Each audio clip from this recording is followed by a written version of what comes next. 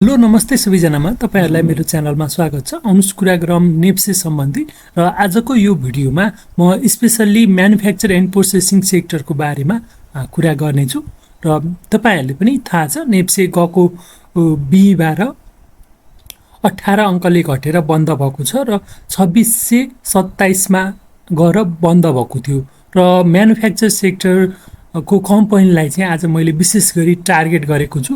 किन भन्दाखेरि विद्युत प्राधिकरणले बकौता रकम तिर्नको लागि उर्दी गरेको थियो र 8 गतेसम्म नतिरेका कम्पनीहरूको लाइन काटिदिएको छ र यो क्रममा अहिले यो सोना र घोराई कम्पनीहरू पनि घोराई सिमेन्ट पनि परेको हुँदाखेरि यसमा चाहिँ अलिकति यसले चाहिँ केही असर गर्छ कि भन्ने कुरामा चाहिँ डिस्कसन गर्न गइरहेको छु र कुलमान घिसिङले अहिले बक्यौता रकम उठाउनुपर्छ, जसरी पनि नेपालीको पैसा हो तिनीहरूलाई त्यतिकै छुट दिन सकिन्न, छुट दिएर आएको पैसा हो भनेर यसरी उनले भनेपछि अहिलेको रिसेन्ट कन्डिसनमा चाहिँ म्यानुफ्याक्चर एन्ड प्रोसेसिङ सेक्टर चाहिँ माथि पुगेर घटेको थियो र केही साइडवेजको रूपमा चाहिँ देख्न सकिन्छ र यदि अब यो कुराले चाहिँ अलिकति यसलाई घटाइहाल्यो भने यो लेभलभन्दा तल अहिले गयो भने हामीले अलिकति नेगेटिभ मान्न पनि सकिन्छ।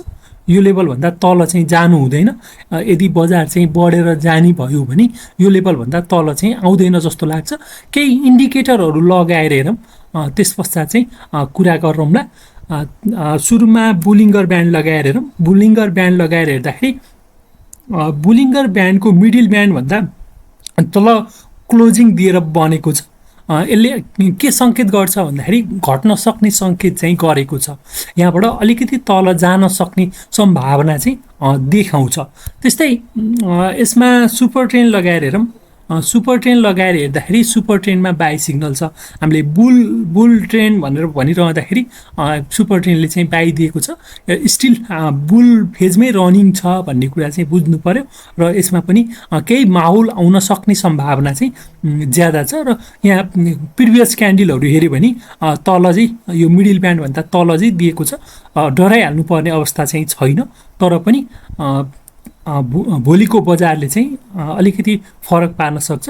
त्यस्तै एमएसिडी हेऱ्यो भने म्यागडी हेऱ्यो भने म्यागडीबाट पनि अलिकति यसमा सेल सिग्नल आउने हो कि भनेर यहाँ चाहिँ सङ्केत चाहिँ आउन सक्ने सम्भावना चाहिँ ज्यादा छ। हिस्टोग्रामको क्यान्डलहरू हेऱ्यो भने फिक्का र सानो छ। यहाँ क्रस ओभर गऱ्यो भने, यदि भोलि क्रस ओभर गऱ्यो भने म्यानुफ्याक्चर सेक्टर चाहिँ अलिकति तल आउने अथवा यो बुलिङ्गर ब्यान्डको लोवर ब्यान्डसम्म आउन सक्ने, त्यो भनेको 6590 को आसपास चाहिँ आउन सक्ने सम्भावना छ। र यहाँबाट हामीले हेऱ्यो भने पनि यो लेभलभन्दा मुनि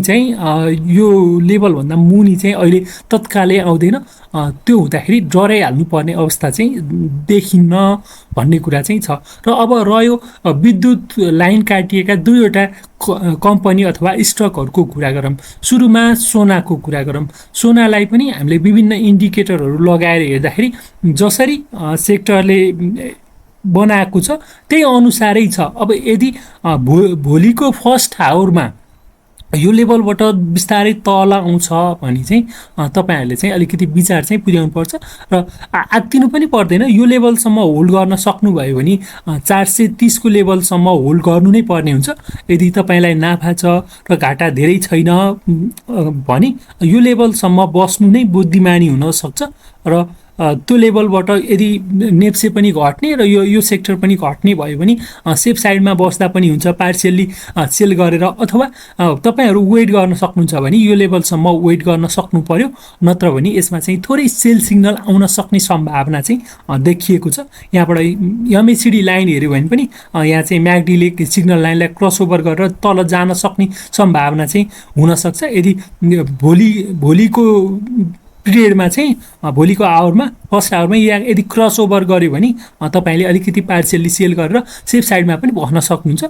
यहाँबाट हेर्दाखेरि चाहिँ अलिकति डाउन ट्रेन्डमा आउन सक्ने, किन भन्दाखेरि सरकारले चाहिँ जसरी रकम उठाएरै छोड्छु भन्ने हुँदाखेरि यो चाहिँ घट्न सक्छ। अब राजनीतिक माहौलले पनि यसलाई चाहिँ तताउन सक्छ, अलिकति तल आउन सक्छ। त्यस्तै घोराई सिमेन्ट हेरौँ। घोराई सिमेन्टको हेर्दाखेरि यहाँ चाहिँ यसले क्रसओभर त गरिसकेको छैन, तर गर्न लागेको छ। मिडल ब्यान्डभन्दा मुनि छ। यहाँ सुपर 10ले सेल सिग्नल दिएको छ भनेपछि अलिकति सेफ साइडमा चाहिँ बस्नुपर्छ। तपाईँहरूलाई प्रफिट छ भने बेच्नु होला, होइन धेरै घाटा हुने जस्तो भयो भने पनि बेच्नु होला, नत्र भने ठिकै छ, होल्ड गर्न सकिन्छ। 8-10% घाटा अथवा 15% भयो भने पनि तपाईँले होल्ड गर्न सक्नुपर्छ। त्यति भयो भने अहिलेको बुल फेजमा तपाईँले होल्ड गर्नुभयो भने राम्रो पाउन सक्नुहुन्छ। तर यो इन्डिकेटरहरू हेर्दाखेरि यो चाहिँ डाउन ट्रेन्डमै गएको देखिन्छ।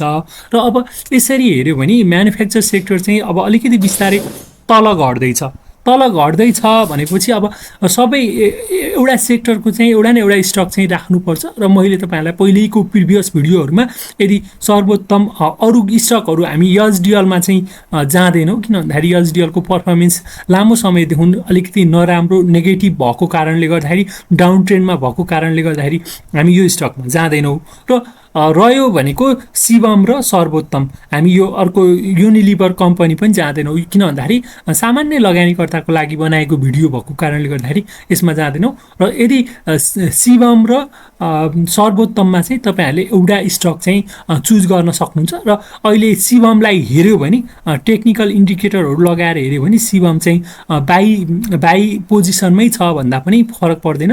594मा मिडल ब्यान्डभन्दा माथि छ। यदि यहीँबाट बढेर जाने जस्तो भयो र यहाँ चाहिँ यो सिग्नल लाइनमा सपोर्ट लिएर मासतिर म्याग्डी लाइन हिँड्यो भने तपाईँले चाहिँ यसमा चाहिँ इन्ट्री गर्न सक्नुहुन्छ। त्यो गर्नुभयो भने उत्तम हुनसक्छ। त्यस्तै सर्वोत्तम छ, सर्वोत्तमको पनि सेम केसै छ, तर मिडल ब्यान्डभन्दा तल चाहिँ क्लोजिङ दिएर बसेको हुँदाखेरि तपाईँहरूले चाहिँ विचार गर्नुहोला। यदि यहाँबाट चाहिँ पोजिटिभ क्यान्डल बनेर माथि जाने जस्तो भयो भने चाहिँ तपाईँहरूले इन्ट्री गर्नुहोला। यदि मिडल लाइनभन्दा तल आयो भने चाहिँ हतार गरेर चाहिँ इन्ट्री नगर्नुहोला। दसैँ तिहार पश्चात, छठ पश्चात चाहिँ त्यस पश्चात चाहिँ कुनै एउटा स्टक चाहिँ किन्नुभयो भने बेटर हुन्छ। र घट्दो क्रममा चाहिँ हामीले यो सोना र यो घोराई र सोनामध्ये कुनै एउटालाई पनि पिक गर्न सकिन्छ। किन भन्दाखेरि अहिलेको ट्रेन्ड भनेको बुल ट्रेन्ड हो। र अहिलेको लगातार बजार 4-5 दिन घटे तापनि हाम्रो लगानीकर्ताको चाहिँ दसैँ तिहार पछाडिको सेन्टिमेन्ट भनेको बुल सेन्टिमेन्ट भएको कारणले गर्दाखेरि यदि तल आयो भने हामीले यी स्टकहरूलाई पनि ऱ्यान्डम पिक गरेर सेल गर्न सक्छौँ। जस्तै बाई टुडे सेल टुमारो भनेर भन्दाको चाल चाहिँ त्यसरी चाहिँ ट्रेड गर्न सक्छौँ। अलिकति इन्भेस्टमेन्ट सेक्टरको इन्भेस्टमेन्ट गर्नको लागि चाहिँ यी स्टकहरूभन्दा सर्वोत्तममा चाहिँ उपयुक्त हुन्छ भन्ने यो मेरो धारणा हो। र तपाईँहरूले किन्दै हुनुहुन्छ भने एकपल्ट अध्ययन गरेर मात्र खरिद गर्नुहोला। सेयर बजार एकदमै जोखिमको क्षेत्र हो। भिडियो अन्तिमसम्म हेर्नुभएकोमा तपाईँहरूलाई धेरै धेरै धन्यवाद छ।